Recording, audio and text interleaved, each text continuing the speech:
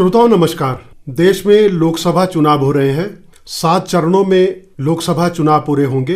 5वें चरण का मतदान पूरा हो चुका है। हिमाचल प्रदेश में नामांकन प्रक्रिया पूरी हो चुकी है, जिसके तहत लोकसभा के 4 संसदीय क्षेत्रों के लिए 37 प्रत्याशी चुनाव मैदान में है और 6 विधानसभा उपचुनावों के लिए 25 उम्मीदवार चुनाव मैदान में हैं। चुनाव प्रक्रिया के तहत चुनावी परिदृश्य विषय पर हम चर्चा करेंगे। आज हमारे साथ स्टूडियो में मौजूद हैं वरिष्ठ पत्रकार कुलदीप शर्मा और युवा पत्रकार अंकुश डोभाल। आपका दोनों का स्टूडियो में स्वागत है जी। मैं सबसे पहले कुलदीप शर्मा से चाहूंगा कि हिमाचल प्रदेश में जो उपचुनाव हो रहे हैं उसे वो किस तरह से देखते हैं, क्योंकि पहली बार ऐसा मौका आया है कि लोकसभा चुनावों के साथ उपचुनाव भी हो रहे हैं। तो 6 विधानसभा क्षेत्रों के लिए उपचुनाव होंगे। इसे आप कुलदीप जी कैसे देखते हैं? देखिए, लोकसभा की जो 4 सीटें हैं उनके साथ 6 उपचुनाव जैसा कि आपने कहा हो रहे हैं, वो प्रदेश के जो इस समय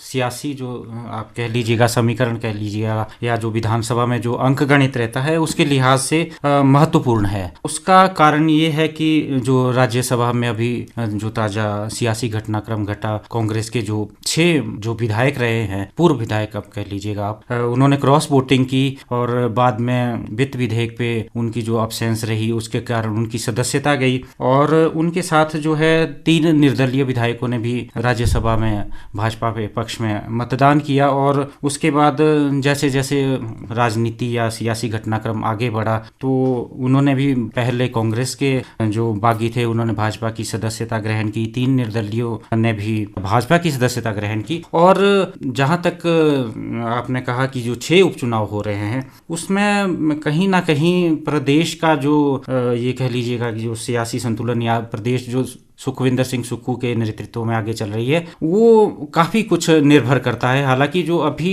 अंक गणित है वो सरकार के पक्ष में आप मान के चल सकते हैं, क्योंकि 6 सीटें जो है खाली है। लेकिन इसके बाद अगर 6 सीटें भाजपा जीत जाती है तो उसके बाद भी जो है अंक गणित प्रदेश सरकार के पक्ष में है, क्योंकि जब तक 3 निर्दलीय को लेकर अभी कोई सदस्यता उनकी जो समाप्त होने को लेकर कोई निर्णय नहीं आ जाता। जी कुलदीप जी, कुल मिलाकर के हम इसे ऐसे देख सकते हैं कि जो उपचुनाव है वो हिमाचल प्रदेश में राजनीतिक स्थिरता प्रदान करेगा। वो प्रदेश सरकार के लिए बहुत महत्वपूर्ण है और विपक्ष में जो बैठी भाजपा है वो प्रदेश की राजनीति में उलटफेर करना चाहती है और इस दृष्टि से इन उपचुनावों को देखा जा रहा है। और इसी तरह की एक चर्चा, अंकुश जी मैं आपके पास आना चाहूंगा। जिस तरह से उपचुनावों की हम लोग अभी परिचर्चा में शुरू करते हुए बातचीत हमने की है, जो 6 उपचुनाव है उनमें से लाहौल स्पीति और धर्मशाला ऐसे 2 विधानसभा क्षेत्र है जहां पर ऐसा दिख रहा है कि त्रिकोणीय मुकाबला होगा, क्योंकि नामांकन प्रक्रिया पूरी हो चुकी है और जिसके तहत नाम वापस लिए जाने का सिलसिला खत्म हो चुका है। अब चुनाव प्रचार आगे तेजी पकड़ेगा। तो आप इन दोनों विधानसभा क्षेत्रों को कैसे देखते हैं? बिल्कुल, देखिए प्रकाश जी, बहुत महत्वपूर्ण है उपचुनाव, लाहौल स्पीति के भी और धर्मशाला के भी। लाहौल स्पीति की जब हम बात करते हैं तो खूबसूरत पहाड़ी जहां पर टशीगंग जैसा एक पोलिंग बूथ हो, जहां पर हमेशा उस बात की चर्चा चलती हो, वहां पर आज इस बात की भी चर्चा हो रही है कि आखिर उपचुनाव की स्थिति आई क्यों रवि ठाकुर ने कांग्रेस छोड़ भाजपा का दामन थामा, क्यों निर्दलीय के तौर पर अब रामलाल मारकंडा को चुनाव लड़ना पड़ रहा है। ये सवाल आज आम जनता के सामने आकर खड़े हुए हैं। लाहौल स्पीति की हम बात करें तो त्रिकोणीय मुकाबला यहां पर है। अनुराधा राणा 31 साल की उम्र है, छोटी सी उम्र उनकी है और उन्हें कांग्रेस पार्टी ने अपना उम्मीदवार बनाया है। रवि ठाकुर भाजपा के उम्मीदवार हैं जो कभी कांग्रेस के जो है वो विधायक हुआ करते थे, और डॉक्टर रामलाल मारकंडा जो भाजपा में थे वो आज निर्दलीय प्रत्याशी के तौर पर चुनावी रण में उतरे हुए हैं। लाहौल स्पीति वही जिला है जहां से मुख्यमंत्री सुखविंदर सिंह के नेतृत्व वाली सरकार ने महिलाओं को हर महीने 1500 इंदिरा गांधी पेंशन सम्मान योजना देने की शुरुआत की है। यही वजह है कि वहां पर एक महिला प्रत्याशी को चुनावी रण में उतारा गया है और महिला कार्ड को वहां पर लाहौल स्पीति में कांग्रेस कितना भुना पाती है, कितना लोगों तक संदेश पहुंचा पाती है, ये अपने आप में बहुत बड़ा सवाल है। रवि ठाकुर चूंकि अभी भाजपा में आए हैं, ऐसे में उनकी स्वीकार्यता कितनी भाजपा के संगठन में रहेगी, जो जनता है क्या वो रवि ठाकुर की उस बात पर विश्वास करेगी जिसमें वो कह रहे हैं कि सम्मान उन्हें कांग्रेस पार्टी में नहीं मिलता था, क्योंकि रवि ठाकुर की वो बात हमें याद करनी चाहिए जब ताजी ताजी सरकार बनी थी और बजट सत्र के दौरान ही रवि ठाकुर ने कहा था कि अभी मुख्यमंत्री के दांत आने में वक्त लगेगा, जिस तरह बच्चे के दांत आने में वक्त लगता है वो वक्त अभी लगेगा और उसमें मुख्यमंत्री को बहुत कुछ सीखना है। फिर मुख्यमंत्री अपनी ऑल्टो कार में उन्हें बैठाकर भी लाए और सब कुछ ये बताने की कोशिश की गई अब सब कुछ ठीक हो गया है, और रवि ठाकुर ने भी जनता के बीच संदेश दिया कि उनके साथ सब कुछ ठीक हो गया है और उनके काम अब धीरे धीरे हो रहे हैं। रवि ठाकुर जो यूपीए सरकार की तत्कालीन जो चेयरमैन थी सोनिया गांधी जी, उनकी आवाज बुलंद कर रहे थे कि अटल टनल में इनका नाम लगाया जाए, क्योंकि वहां पर जो शिलान्यास पट्टिका है वो गायब हो चुकी है, अब वो भाजपा का नाम रट रहे हैं। तो ये जनता के बीच में कंफ्यूजन है कि कांग्रेस भाजपा के बीच ये जो खेल हो रहा है कि आखिर इसे किस तरह समझा जाए। धर्मशाला की आपने बात की, धर्मशाला के दौरे में मैं हाल ही में गया था, तो वहां पर बुजुर्गों ने मुझे एक बहुत अच्छी बात कही, कहा कि जिस तरह जज के सामने दो वकील लड़ते हैं अंदर और बाहर आके जमकर चाय के मजे लेते हैं, उसी तरीके से जो प्रत्याशी हैं पार्टी के वो भी इसी तरीके के मजा जनता का ले रहे हैं। यानी कि लोगों के बीच में संदेश है, कभी आप भाजपा का दामन थाम लेते हैं, कभी आप कांग्रेस का दामन थाम लेते हैं, जब आपका मन करता है तो आप कहते हैं कि पार्टी सम्मान नहीं दे रही है, आप निर्दलीय प्रत्याशी के तौर पर चुनावी रण में उतर जाते हैं। लेकिन ये लोकतंत्र है, लोकतंत्र हमें इस सब चीज की स्वतंत्रता देता है, हम कुछ भी कर सकते हैं। धर्मशाला की अब चूंकि बात आ रही है, सुधीर शर्मा भाजपा के प्रत्याशी अब यहां पर हैं और देवेंद्र सिंह जग्गी जो कि मेयर रहे वहां पर नगर निगम धर्मशाला के, उन्हें कांग्रेस ने चुनावी रण में उतारा है। राकेश चौधरी निर्दलीय प्रत्याशी के तौर पर चुनावी रण में है, जिन्हें साल 2022 में भाजपा ने अपना प्रत्याशी बनाया था और वो 2022 में मई के महीने में ही भाजपा में शामिल भी हुए थे, हालांकि उन्हें हार मिली और सुधीर शर्मा की जीत हुई। सुधीर शर्मा इसलिए महत्वपूर्ण हो जाते हैं क्योंकि सुधीर शर्मा एकमात्र ऐसे विधायक थे कांग्रेस के जो वीरभद्र सरकार में तो मंत्री रहे, लेकिन उन्हें मुख्यमंत्री सुखविंदर सिंह की कैबिनेट में जगह नहीं मिली। और बार बार एक बात ये कही जा रही थी कि सुधीर शर्मा को जगह नहीं दी जा रही है, सुधीर शर्मा जल्द ही कोई बड़ा फैसला ले सकते हैं,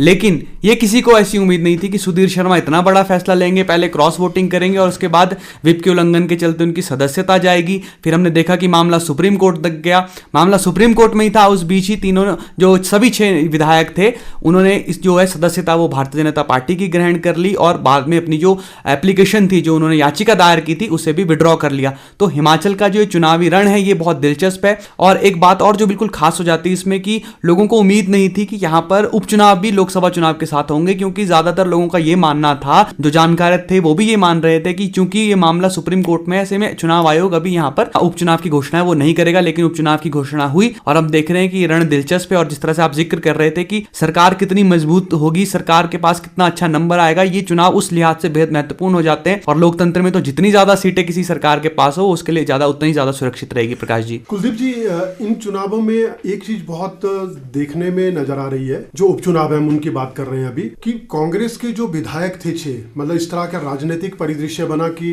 6 कांग्रेस के विधायकों ने यहाँ से त्याग पत्र देकर के भाजपा की सदस्यता ग्रहण की, और जो कांग्रेस भाजपा के सदस्य थे उन्होंने कांग्रेस की कर ली, चाहे वो पूर्व विधायक थे। कहने का मतलब ये हुआ कि राजनीतिक दलों में प्रत्याशियों की या विधायकों की अदला बदली हुई। तो इसे जनता किस तरह से देख रही है? तो ये सवाल अभी जो चुनावी नामांकन प्रक्रिया है उससे अलग हट करके है, लेकिन लोगों में, क्योंकि आपका एक राजनीतिक अनुभव है पत्रकारिता का, तो आप इसे कैसे देखते हैं कि लोग इसके बारे में किस तरह से सोच रहे हैं और उनका अपना इसके ऊपर क्या रुझान है? देखिए, आपने ध्यान दिया होगा कि जैसे ही कांग्रेस के जो 6 पूर्व विधायक रहे पाला बदला, तो भाजपा ने उसी समय एक स्थिति स्पष्ट कर दी थी कि अगर चुनाव की नौबत जैसे आई कि हम इनको जो है चुनाव मैदान में उतारेंगे। और उसको लेकर जो है भाजपा के सामने कई तरह से सवाल भी खड़े हुए कि जो पहले उनका जो कैडर रहा है या जो वर्षों से जो सेवाएं दे रहे हैं वो कहीं ना कहीं वो नाराज हो सकता है, चाहे उसमें वो पूर्व के प्रत्याशी रहे, पूर्व के मंत्री रहे हैं, तो कहीं ना कहीं उनको नुकसान होगा। और आपने देखा होगा कि 2 उपचुनाव में इस तरह के जो आक्रोश कह लीजिएगा या जो टिकट ना मिलने की टीस कह लीजिएगा, धर्मशाला और लाहौल स्पीति से सामने आई भी है। और कहीं ना कहीं इसको भाजपा को शायद नुकसान भी हो सकता है अगर वो समय रहते डैमेज कंट्रोल नहीं करती। जहां तक कांग्रेस की बात है, आपने ध्यान दिया होगा राकेश कालिया जो पहले पूर्व विधायक रहे हैं, पाला बदला, वो भी उसी तरह से जो है चुनावी समय में जब उन्होंने देखा कि यहाँ से चैतन्य शर्मा इस बार मैदान में है तो मैं क्यों ना कांग्रेस का पाला बदल दूं। यही स्थिति सुजानपुर में हुई, राजेंद्र राणा के सामने जो है भाजपा प्रत्याशी सामने आ गए। तो सच में एक थोड़ा सा एक कंफ्यूजन जरूर रहता है कि आप जो राजनीति है वो सूटेबिलिटी के हिसाब से करते हैं। कांग्रेस ने मान लीजिएगा वही काम किया जो पहले कांग्रेस ये कह रही थी कि हम अपने काडर से बाहर नहीं जाएंगे, लेकिन जब उनको ये लगा कि स्थिति जो है शायद हमारे पक्ष में आ जाए तो उन्होंने राकेश कालिया और सुजानपुर से जो है प्रत्याशी को मतलब कहने का हाँ मतलब कि कांग्रेस ने भाजपा के जो प्रत्याशी रहे हैं जी उन्हें टिकट देकर के चुनाव मैदान में उतार दिया। तरफ से हाँ जी। या इससे बिल्कुल स्पष्ट होता है कि राजनीति पूरी तरह से सुविधा का एक माध्यम है, सुविधा इसमें चलती है। बिल्कुल हम लोग बात कर रहे हैं कि नामांकन जो प्रक्रिया है जी उसके तहत अब स्थिति स्पष्ट हो चुकी है। तो नामांकन प्रक्रिया समाप्त होने के बाद हाँ जी शिमला संसदीय क्षेत्र से 2 और कांगड़ा संसदीय क्षेत्र से और हमीरपुर और मंडी से किसी ने भी नामांकन पत्र वापस नहीं लिया था जी। और इसी के साथ जैसे विधानसभा के 6 उपचुनाव हो रहे हैं, इनमें सुजानपुर और गगरेट में 2-2, जबकि धर्मशाला, लाहौल स्पीति, कुटलैड़, बड़सर से कोई भी नामांकन पत्र जो है वापस नहीं हुआ था। तो ये स्थिति रही कि चुनावी नामांकन पत्र भरना, उसकी जांच होना और नाम वापस लेने तक की। अब मैं अंकुश जी आपके पास आऊंगा कि हम लोगों ने बात की कि कहीं त्रिकोणीय मुकाबला, बहुकोणीय मुकाबला हिमाचल में कहीं भी होता दिखता नजर नहीं आ रहा है अभी तक। ऐसी क्या वजह है हिमाचल की राजनीति में कि हिमाचल के लोग, हिमाचल के मतदाता केवल सीधी राजनीति में हस्तक्षेप करना चाहते हैं या सीधी राजनीति को पसंद करते हैं कि केवल 2 दलीय राजनीति को पसंद करते हैं? आपका जो पत्रकारिता का अनुभव है उसको आप क्या मानते हैं कि यहाँ का मतदाता इतना स्पष्ट क्यों है कि हम केवल 2 दलों तक चलेंगे और इन्हीं में से किसी को एक मर्तबा चुनेंगे, दूसरी बार दूसरी मर्तबा किसी को चुनेंगे, या जो अच्छा योग्य प्रत्याशी है, उम्मीदवार है, उसको बार बार मौका देंगे? आप इसको कैसे देखते हैं? प्रकाश जी, एक बात कही जाती है पहाड़ों को लेकर कि पहाड़ की खूबसूरती भी पहाड़ की समस्या भी पहाड़, और पहाड़ के लोगों को जो जज्बा होता है वो भी पहाड़ की तरह होता है। और पहाड़ के लोगों का ये जो जज्बा है ये इन्हें समस्या से निजात भी दिलाता है। और पहाड़ के लोग बिल्कुल स्पष्टवादी, ईमानदार, इस तरह की छवि वाले होते हैं। और जब हम बाहरी राज्यों में काम करने जाते हैं तो हिमाचल प्रदेश को एक अलग सम्मान की दृष्टि से देखा जाता है कि अगर हिमाचल से संबंध रखने वाला कोई व्यक्ति आया है काम करने के लिए तो एक तो वो ईमानदार होगा और दूसरा परिश्रमी होगा। स्पष्ट बात करते हैं। जो अगर मतदाताओं की हम बात करें तो बिल्कुल की तीसरे दल की तरफ हमने देखा है कि कोई ऐसी स्वीकार्यता हिमाचल प्रदेश में नहीं रही है। अगर हम मौजूदा वक्त में नजर डालें तो संसदीय क्षेत्र जो 4 हैं उनमें 37 प्रत्याशी चुनावी मैदान में हैं। हमीरपुर में 12, शिमला में 5 और मंडी और कांगड़ा में 10-10 प्रत्याशी चुनावी रण में हैं। लेकिन हम देख रहे हैं कि जो हमीरपुर की बात कर ले, मंडी, शिमला, कांगड़ा, जहां भी हम बात करते हैं, मुख्य मुकाबला लोकसभा चुनाव में कांग्रेस और भाजपा के बीच में ही है। साल 1998 का जो साल जिसमें पंडित सुखराम की पार्टी हिमाचल विकास कांग्रेस ने एक अच्छा जो है रिकॉर्ड बनाया, जो अपवाद भी हिमाचल प्रदेश की राजनीति में माना जाता है। उसके अलावा अगर हम नजर डालें तो कभी भी यहां पर स्वीकार्यता तीसरे दल की नहीं रही। साल 2022 के विधानसभा चुनाव की बात कर ले, हम 67 सीटों पर चुनाव लड़ा आम आदमी पार्टी ने और कहा कि 60 सीटों पर हम जीत हासिल कर रहे हैं। हालांकि उस वक्त भी जो जानकार है चुनाव, उन्होंने कहा था कि हास्यास्पद बात है इस तरह के दावे करना, लेकिन बावजूद इसके वो दावे कर रहे थे। हमने देखा कि 67 की 67 सीटों पर जमानत जब्त हो गई और कांग्रेस और भाजपा पर ही ज्यादातर लोगों का विश्वास है। जो निर्दलीय विधायक भी जीत कर आए विधानसभा चुनाव में, उनका भी मूल घर जो है वो या तो कांग्रेस था या फिर वो भाजपा था। यानी कि कोई नेता इस तरह का यहां पर स्थापित नहीं हुआ जो अपने काम के दम पर या फिर अपनी छवि के दम पर इस तरह का काम कर रहा हो। हिमाचल प्रदेश की जनता का एक बिल्कुल स्पष्ट बात है कि वो कांग्रेस और भाजपा के साथ ही चलती है, चाहे हम विधानसभा चुनावों की बात कर ले या फिर लोकसभा चुनाव की बात कर ले। तो ये एक जो दृढ़ निश्चय है कि आपको इस तरह का ही प्रत्याशी चुनना है जो आपकी आवाज आगे जाकर जो है वो दृढ़ता के साथ उठा सके। इस पूरे मुद्दे को लेकर हिमाचल प्रदेश की जनता चलती है और ये जो 2024 का चुनाव है भले ही कई मायनों में अलग हो, लेकिन हिमाचल प्रदेश में यहां मुख्य मुकाबला कांग्रेस और भाजपा के बीच में ही है। प्रकाश जी, कुलदीप जी, हिमाचल में अभी जो ये लोकसभा चुनाव है उसको अगर हम लोग देखते हैं तो भाजपा ने प्रत्याशियों की घोषणा बहुत पहले कर दी थी, लेकिन कांग्रेस के प्रत्याशियों की बात करें तो उन्होंने प्रत्याशियों के चयन में बहुत समय लगाया। और अगर हमीरपुर संसदीय क्षेत्र की बात करें और कांगड़ा संसदीय क्षेत्र की बात करें तो यहाँ पर जो प्रत्याशियों का चयन है, यदि धर्मशाला कांगड़ा को छोड़ दें तो हमीरपुर संसदीय क्षेत्र से बहुत पहले से सतपाल रायजादा जी का नाम चलता रहा और बाद में ऐसा हुआ कि उनकी जगह कुछ और नाम भी सामने आए। तो ऐसा क्या था कि कांग्रेस आलाकमान ने इन 2 संसदीय क्षेत्रों में प्रत्याशियों के चयन में बहुत ज्यादा चिंतन मंथन किया, लेकिन नतीजा बाद में यह हुआ कि एक पुराना प्रत्याशी दोबारा से मैदान में उतारा और एक प्रत्याशी ऐसा रहा कि जिसके बारे में किसी का विचार ही नहीं था कि उन्हें चुनावी मैदान में उतारा जाएगा। और ये कांगड़ा संसदीय क्षेत्र की बात है, वहां पर कई बड़े नामचीन नेताओं के नाम चल रहे थे कि उनको चुनावी मैदान में उतारा जा सकता है। तो सतपाल रायजादा और आनंद शर्मा, इन इन दोनों को चुनावी मैदान में उतारने के पीछे ऐसा क्या रणनीति रही होगी कांग्रेस की कि जो उन्होंने अंत में इन दोनों के नाम घोषित किए? जी हाँ, कांग्रेस कहीं ना कहीं प्रत्याशी चयन में लेट हुई है, इसमें कोई दो राय नहीं है। और मंडी और आपने ध्यान दिया होगा शिमला से जरूर जो है कांग्रेस ने लोकसभा चुनाव के लिए अपने प्रत्याशियों को समय रहते तो नहीं कह सकते हम, पर लेकिन जो है उनकी घोषणा पहले कर दी थी। लेकिन हमीरपुर और कांगड़ा जैसे कि आप कह रहे थे, रायजादा बिल्कुल उनका नाम पहले से लेकर चल रहा था कि वो चुनाव मैदान में उतरेंगे, लेकिन उनके जो नाम पे जो है मोहर लगाने में देरी हुई। शायद इसका एक कारण ये भी रहा होगा कि कहीं जो है सत्तारूढ़ दल अपने उप मुख्यमंत्री मुकेश अग्निहोत्री जी की तरफ देख रहा था, लेकिन जो उनके जो पारिवारिक हालात जिस दौर से वो गुजरे, तो उनकी तरफ से शायद नहीं लगता था कि वो ऐसी स्थिति में जो है वो चुनाव लड़ने में परिवार सक्षम है। तो यहाँ से रायजादा ही मुझे नहीं लगता कि दूसरा कोई उनको विकल्प नहीं तलाश पाई। कांगड़ा में जरूर जो है चौंकाने वाली, मतलब आप ये कह लीजिएगा कि स्थिति सामने आई जब आनंद शर्मा को आगे कर दिया गया। हालांकि वो पहले भी जो है 80 के दशक में शिमला से चुनाव लड़ चुके हैं, लेकिन वो चुनावी जो आप कह लीजिएगा जो राजनीति से हमेशा दूर रहे हैं। और राज्यसभा से 3 बार हिमाचल प्रदेश से वो गए हैं, 1 बार राजस्थान से उन्होंने चुनाव लड़ा है और वहां से सफल होके गए हैं। तो 4 बार वो राज्यसभा से, मतलब इलेक्ट्रॉनिक पॉलिटिक्स से उनका जो है मतलब काफी समय से दूर दूर का रिश्ता नहीं रहा, लेकिन इसके बावजूद भी उनको प्रत्याशी बनाया गया। बहुत बड़ा नाम है आनंद शर्मा का, केंद्र में मंत्री रहे हैं, विपक्ष में जो है राज्यसभा में उपनेता भी रहे हैं। तो ऐसे में शायद भाजपा के सामने उनको ये लगा होगा कि शायद बेहतर प्रत्याशी या बेहतर विकल्प जो है आनंद शर्मा हो सकते हैं। जो उनका जो सियासी कद है, चाहे वो केंद्र की राजनीति में देख लीजिएगा, उन्होंने जिस तरह से जो है केंद्र में रहते हुए काम भी किया है। लेकिन जहां तक कि जो दूसरे जो नेता थे वहां पे उनको भी कांगड़ा से प्रत्याशी बनाया जा सकता था निश्चित तौर पर, और भी नाम थे।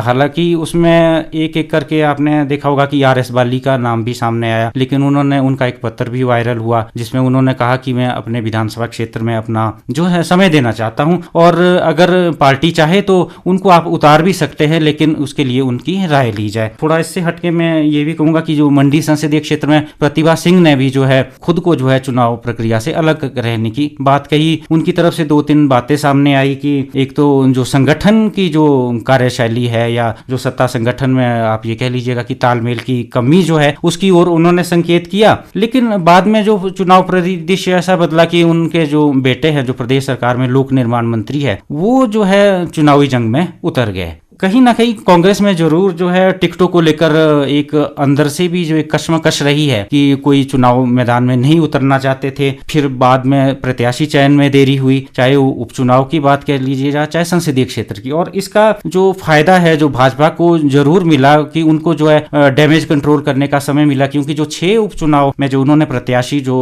दिए वो सीधे कांग्रेस से आए थे, और उस दौरान जो है उनको संभलने का थोड़ा सा निश्चित तौर पर मुझे लगता है कि मौका मिला है। अंकुश जी, जहां तक हम लोग बात कर रहे थे कि प्रत्याशियों के चयन में देरी क्यों हुई, भाजपा ने जल्दी कर दी, तो एक चीज अगर हम लोग इसको इस तरह से देखें कि हिमाचल प्रदेश के 4 सीटों वाला संसदीय क्षेत्र है, यहाँ पर 4 संसदीय क्षेत्र हैं, तो यहाँ का इतना महत्व नहीं है राष्ट्रीय राजनीति में, केवल 4 क्षेत्र हैं। लेकिन अगर हम इसको देश के परिदृश्य में अगर अभी ताजा उसमें देखें तो मंडी सीट इसलिए ज्यादा हॉट या महत्वपूर्ण हो गई क्योंकि यहाँ से सीने तारिका कंगना चुनाव लड़ रही हैं, और दूसरा संसदीय क्षेत्र हमारा जो है वो कांगड़ा संसदीय क्षेत्र है जहां से आनंद शर्मा, वो भी अपने आप में महत्वपूर्ण है क्योंकि वहां से अंतर्राष्ट्रीय ख्याति प्राप्त वो नेता है, प्रखर वक्ता भी हैं। तीसरा हमीरपुर संसदीय क्षेत्र, वहां से अनुराग सिंह ठाकुर जी प्रत्याशी हैं और कदावर नेता हैं। तो हिमाचल की अगर हम कहें कि देश के बहुत चुनिंदा सीटों में 3 सीटें ये भी आ गई, तो इसको आप कैसे देखते हैं? क्योंकि शिमला संसदीय क्षेत्र की कोई बात ही नहीं हो रही है। अगर हम चुनाव प्रक्रिया शुरू होने से अभी तक की अवधि को देखें तो शिमला का कहीं जिक्र नहीं आता है, तो इसको आप कैसे देखते हैं? और आनंद शर्मा के आने के बाद भले ही चाहे वो आनंद शर्मा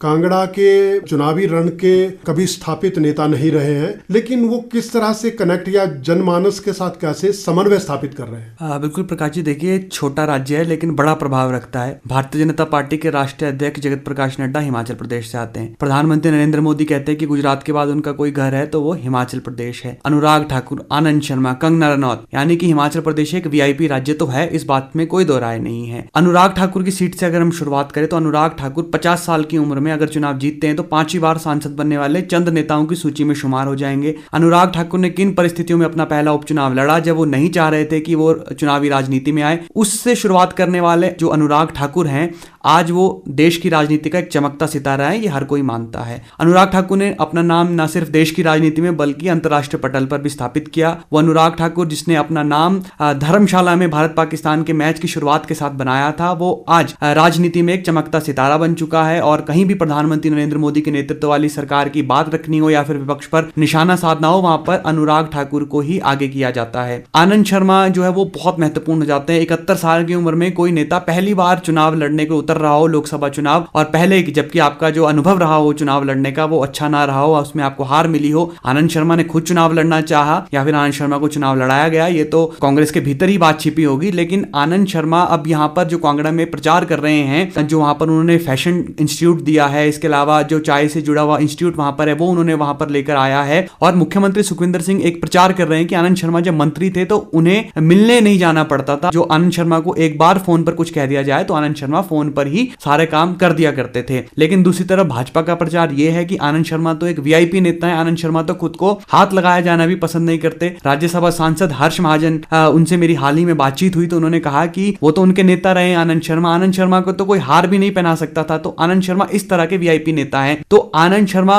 उस इलाके में गए हैं जहां पर क्षेत्रवाद और जातिवाद बहुत बुरी तरीके से हावी माना जाता है। आनंद शर्मा मूल रूप से कसौली के रहने वाले हैं, घर है उनका शिमला में और चुनाव लड़ रहे हैं कांगड़ा में जाकर। और भले ही हिमाचल के बेटे रहे हो, लेकिन अगर वो ये दावा करे कि वो हिमाचल के धरती पुत्र हैं तो इस पर कहीं ना कहीं संशय खड़ा हो जाएगा, और इसी को भाजपा मुद्दा भी बना रही है। मंडी संसदीय क्षेत्र पर अगर हम आए तो कंगना रनौत, और ये हिमाचल प्रदेश की राजनीति में पहली बार है कि जब कोई फिल्म स्टार चुनावी रण में उतर रहा है। अनुपम खेर शिमला से संबंध रखते हैं, प्रीति जिंटा शिमला से संबंध रखती हैं, लेकिन आज से पहले अनुपम खेर भले ही राजनीतिक बयानों में एक्टिव रहे हो और उनकी चर्चा भी रही हो, लेकिन प्रीति जिंटा का इस तरह का कभी कोई राजनीतिक मामलों में हस्तक्षेप नहीं रहा, ना ही उनकी कोई इस तरह की टिप्पणियां हमने कभी किसी भी राजनीतिक मामले में सुनी है। तो ये तमाम ऐसे जो फिल्म स्टार्स हैं वो यहाँ से संबंध तो रखते हैं, लेकिन ये पहली बार है कि जब किसी हिमाचल की बेटी को जो हिमाचल से संबंध रखती है उसे चुनावी रण में उतारा गया हो। कंगना रनौत के वो बयान भी याद करवाए जा रहे हैं जब कंगना रनौत कह रही थी कि वो हिमाचल प्रदेश जैसे छोटे राज्य से चुनाव नहीं लड़ेंगी, कोई बड़ा राज्य वो चाह रही है जहां के मुद्दे भी बड़े हो। लेकिन अब चूंकि पार्टी ने उन्हें मंडी से अपना प्रत्याशी बनाया है तो वो दावा कर रही है वहां पर आके वो हिमाचल की बेटी हैं। और एक बात, बहुत शुरुआत में जब कंगना रनौत की टिकट घोषित हुई थी तो ऐसा लग रहा था कि चुनाव अब एक तरफा जा सकता है। वो सिर्फ कंगना रनौत का नाम ही नहीं बल्कि वहां पर नेता प्रतिपक्ष जयराम ठाकुर का भी उसमें बहुत बड़ा फैक्टर था। उसी वक्त प्रतिभा सिंह ये कह रही थी कि सांसद निधि से चुनाव नहीं जीते जाते हैं और संगठन और सरकार है उनके बीच समन्वय नहीं है, संगठन के लोगों को नियुक्ति नहीं दी जाती, अधिमान नहीं दिया जाता, लोग परेशान है। मैं तो पहले से कह रही हूं कि जल्द से जल्द लोगों को नियुक्ति दीजिए, वो काम पार्टी ने नहीं किया। जनवरी 2024 से प्रतिभा सिंह एक बात कहती रही कि जल्द से जल्द टिकट घोषित किए जाए, हमारा पहाड़ी इलाका है, हम कैसे लाहौल स्पीति में कैसे भरमौर में जाके प्रचार करेंगे, तो वक्त पर टिकट घोषित होने चाहिए। हालांकि कांग्रेस हर बार की तरह टिकट घोषित नहीं कर पाई। विधानसभा चुनाव में भी हमने देखा था कि हमीरपुर का जो टिकट था पुष्पेंद्र वर्मा का वो आखिरी दिन में आया था। इस बार भी ऐसी ही स्थिति लगभग विधानसभा उपचुनाव में कांग्रेस के सामने आकर खड़ी हो गई थी। तो लोगों के बीच में चर्चा रहती है कि कांग्रेस पार्टी का तो दूसरा नाम ही कश्मकश है, तो इस बार भी कश्मकश जारी है। लेकिन विक्रमादित्य सिंह के चुनावी रण में उतरने की वजह से ये जो चुनाव है ये बहुत दिलचस्प हो गया है। विक्रमादित्य सिंह कह रहे हैं कि कंगना रनौत मेरी बड़ी बहन है, कंगना रनौत कह रही है विक्रमादित्य सिंह मेरे बड़े भाई हैं, तो ये चुनाव तो परिवार का हो गया। लेकिन परिवार के बीच में कौन बाजी मारेगा ये जनता तय करेगी। लोग बहुत सोच समझकर फैसला लेते हैं। अब एक पुराना वक्त था जहां पर हो सकता था कि किसी नेता के पीछे चले जाए या फिर पार्टी के साथ चले जाए, वो हिमाचल प्रदेश की जनता खास तौर पर नहीं करती है। अपना काम देखेंगे, जनता कौन हमारे साथ ज्यादा कनेक्ट महसूस कर रहा है, किसको हम कल जाकर पकड़ सकते हैं, कि किसी को काम करवाने के लिए कहा जा सकता है,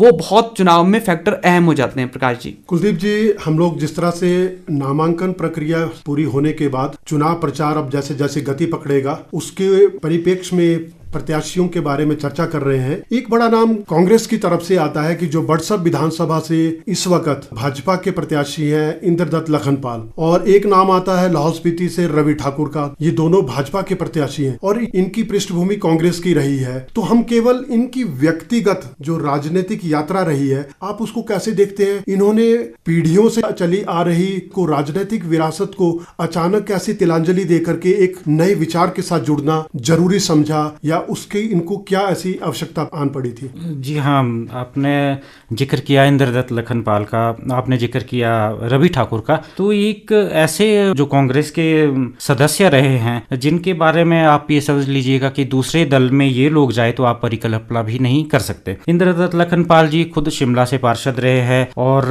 कांग्रेस सेवा दल में उनका जो है काम करने का एक लंबा अनुभव रहा है, प्रमुख रहे हैं वो सेवा दल के। और रवि ठाकुर की बात की जाए तो वो भी एक कांग्रेस की जो कट्टर जो समर्थक या विचारधारा से रहे, दूसरी बार विधायक भी चुन के आए हैं। तो इनकी निश्चित तौर पर जो है परिकल्पना आप नहीं कर सकते कि वो किसी दूसरे दल का दामन थामने। लेकिन जो प्रदेश के सियासी हालात बने, जो जिस तरह के बयान इन दोनों नेताओं की तरफ से सामने आए कि हमारे जो है सत्ता में रहते हुए काम नहीं हुए, चाहे वो लखनपाल है चाहे रवि ठाकुर है, कि छोटे छोटे काम, उसके लिए भी जो है मुख्यमंत्री पे उनका जो सीधा आरोप था कि वो नहीं करते। तो इन दोनों नेताओं का छिटकना ये निश्चित तौर पर जो है कांग्रेस के लिए बड़ा आघात है, क्योंकि ग्रास रूट लेवल से जुड़े रहे हैं। रवि ठाकुर की जो माता है लता ठाकुर, वो खुद सियासत में रही है, और इंद्रदत्त लखनपाल उनकी पत्नी भी यहाँ से शिमला से पार्षद रही है, उषा लखनपाल, और दोनों का कहीं से भी जो भाजपा से दूर दूर तक का नाता नहीं रहा है, लेकिन आज वो दोनों भाजपा के टिकट पे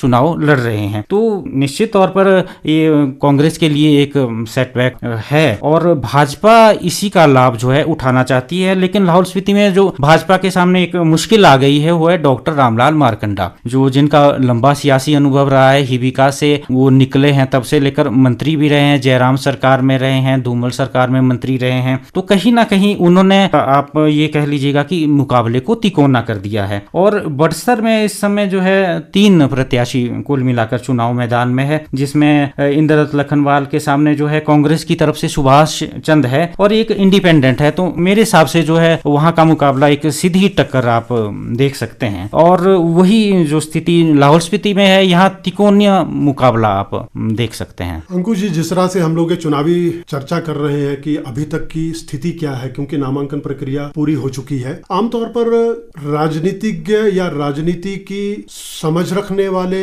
या प्रबुद्ध समाज में देखा जाता है कि लोग राजनीतिक विषयों पे चर्चा करते हैं, आम जनमानस जो है राजनीति पे चर्चा नहीं करता है। लेकिन कभी कभी राजनीतिक कार्यकर्ता भी और राजनीति की समझ रखने वाला व्यक्ति भी एक बात सामान्य तौर पर बोलता है, आप लोगों ने भी सुनी होगी कि इस बार मतदाता चुप है, मतदाता ने चुप्पी साध रखी है। क्या आज से पहले कभी चुनाव होते थे तो मतदाता मुखर होकर के किसी पार्टी को मतदान करने के बारे में कभी कहता था? एक बात, हिमाचल प्रदेश की राजनीति में ऐसा तो पहले कभी नहीं हुआ है कि दल बदल नहीं हुआ है, दल बदल होते रहे हैं। लेकिन अब आम आदमी इस दुविधा में दिखता है। जो मेरा आकलन है कि कांग्रेस के जो नेता हैं वो भाजपाई हो गए, भाजपा के नेता वो कांग्रेस के हो गए। तो एक वैचारिक मतलब राजनीति विचार के तौर पर नहीं हो रही है, राजनीति केवल अपने व्यक्तिगत हितों पे को देखते हुए हो रही है। तो इस धुरी में मतदाता कहाँ खड़ा है? आप इस पे क्या कहना चाहेंगे? बिल्कुल प्रकाश जी, देखिए मतदाता तो हमेशा लोकतंत्र में शीर्ष पर ही रहता है और शीर्ष पर ही रहेगा। और मतदाताओं का जहां तक मेरा मानना है, मतदाता अमूमन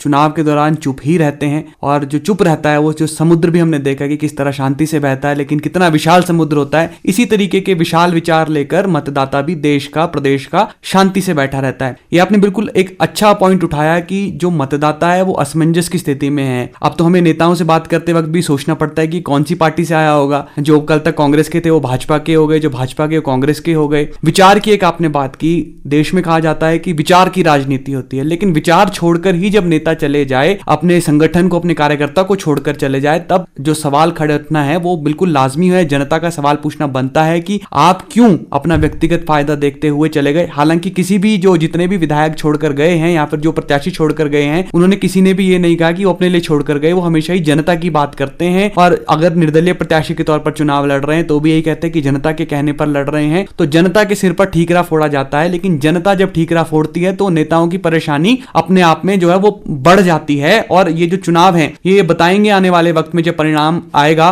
कि क्या हिमाचल प्रदेश की जनता ने दल बदल की राजनीति को स्वीकार किया। अगर स्वीकार किया तो कितने बड़े पैमाने पर किया या फिर कितने छोटे पैमाने पर किया, क्योंकि कहते हैं कि जनता जनार्दन है और ये पब्लिक है, ये सब जानती है। तो पब्लिक तो सब कुछ जानती है और जो सब कुछ जानती है वो जो है नेताओं को बता भी देगी और 4 जून को नेताओं को पता भी चला जाएगा। कुलदीप जी, मैं अंत में आपसे संक्षेप में जानना चाहूंगा कि प्रदेश का मतदाता और नेता जो चुनाव चल रहा है, इसको आप किस तरह से इसका सामंजस्य देखेंगे या इनको किस तरह से एक धागे में पिरोना चाहेंगे? जी, एक पंक्ति का उल्लेख करूंगा एक मूर्ति को लेकर कि मूर्ति वंदनीय है इसलिए नहीं क्योंकि उसमें भगवान है, अपितु इसलिए क्योंकि उसमें तराशे जाने का दर्द सहा है। एक जो हमारा हिमाचल का जो मतदाता है या जो देश का मतदाता है, उसको एक शिल्पकार के रूप में आप उसको देख सकते हैं कि जो एक मूर्ति को जो मूर्त रूप देता है वो आप उसी का नतीजा आपको जो है 4 तारीख को देखने को मिलेगा। अभी ठंडे पहाड़ अब जो है तपने लगे हैं। कारण ये नहीं कि यहाँ पर धूप पड़ रही है, सूरज अपना प्रकाश छोड़ रहा है। कारण ये है कि हिमाचल प्रदेश में अब जो 4 तारीख को परिणाम आएंगे और जिसकी पटकथा 1 तारीख को मतदाता मतदान करके लिखेगा, वो पहाड़ अब राजनीतिक गर्मी सहने के लिए तैयार हो रहे हैं। श्रोताओं, इस परिचर्चा को समाप्त करने की मुझे प्रकाश भारद्वाज को इजाजत दें। इस कार्यक्रम की परिकल्पना की थी प्रादेशिक समाचार एकांश में सहायक निदेशक श्री रितेश कपूर जी ने। नमस्कार।